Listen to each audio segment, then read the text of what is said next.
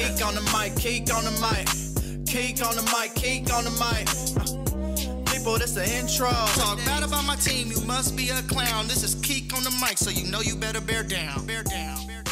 Hey, what's going on, Bears fans? Thank you so much for joining me for another episode of Keek on the Mic, the podcast all about the Chicago Bears. Like always, if you're new to the channel, make sure you hit that subscribe button and the bell notification to catch all Bears content right here on the podcast. Make sure you also follow me on all my social media platforms to stay connected with all Keek on the Mic news.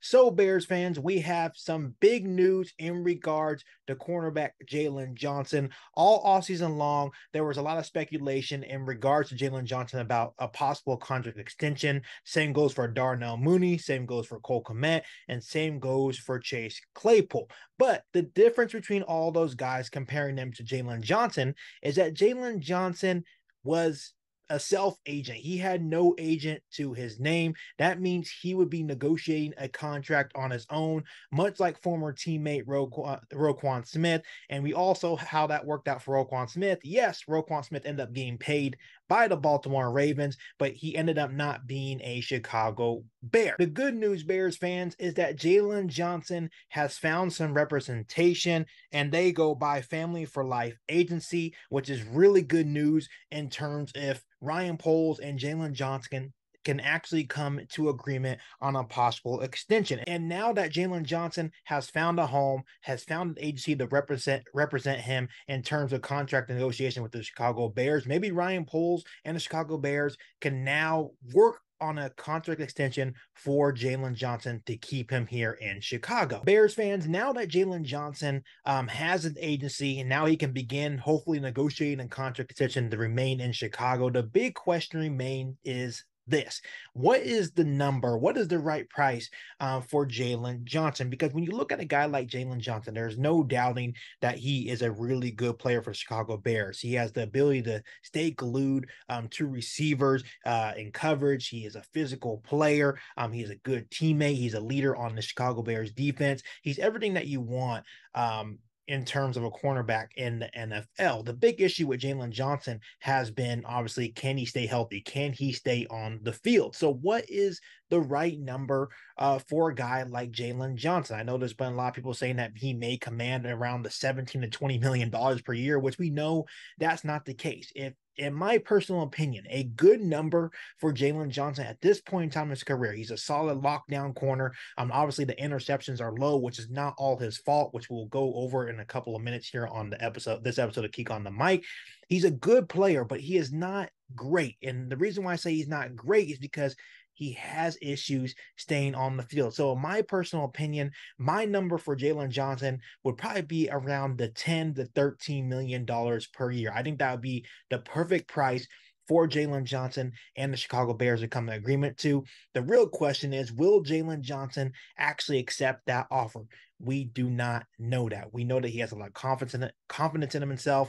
We know that now that he has representation, maybe he'll try to get more money out of the Chicago Bears.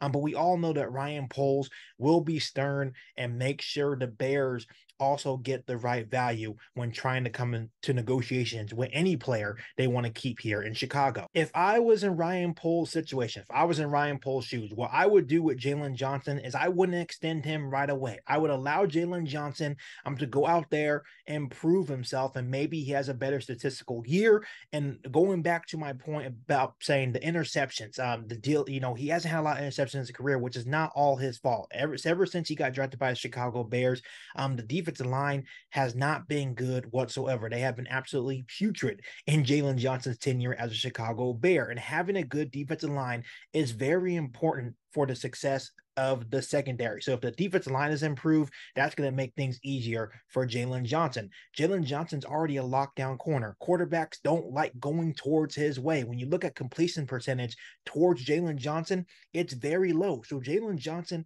is a very good corner. He's a lockdown corner in the NFL. But if the defensive line can improve for the Chicago Bears, which Ryan Poles heavily invested in this offseason, I can see Jaylon Johnson having a big year. So combine the improvement of the defensive line, Jaylon Johnson already being a lockdown corner, plus if Jaylon Johnson can avoid the injuries that he's been dealing with the last couple of years while in Chicago, I can see Jaylon Johnson earning a huge payday at the end of the season. So personally, if I was in Ryan Poles' shoes, I would let Jaylon Johnson go out there and prove that he can stay healthy, prove that he is the true number one corner on the Chicago Bears roster, and then extend them at the end of the season. Then again, Bears fans, another route that Ryan Poles could take is that he can try to sign him as soon as possible. And the reason why you try to sign a guy like that as soon as possible, because maybe the cap number will be lower. If you go out there and let him prove himself, and let's say he does have a huge year, let's say he does have a big season and avoids the injuries and stays on the football field and is the main contributor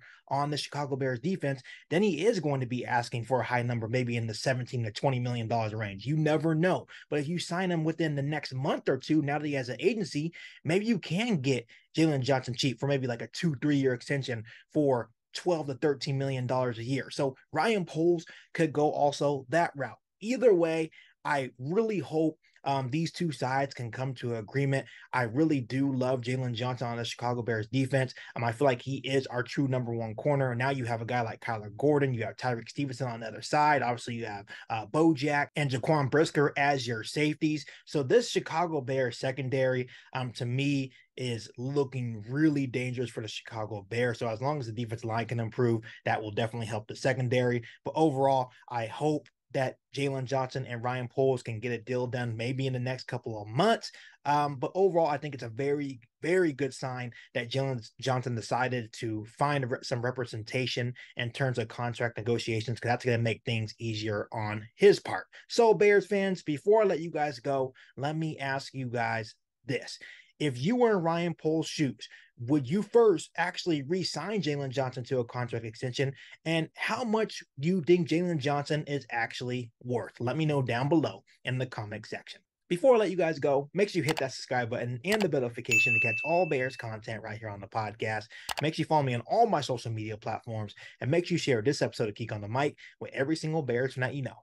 But other than that, back for all new Bears podcasts right here on Geek on the Mic. Thanks, guys, and bear down. You've been listening to Geek on the Mic, a podcast all about the Chicago Bears. Don't forget to subscribe to the channel and hit the bell notification to catch all Bears content right here on the podcast. Thanks, guys, and bear down.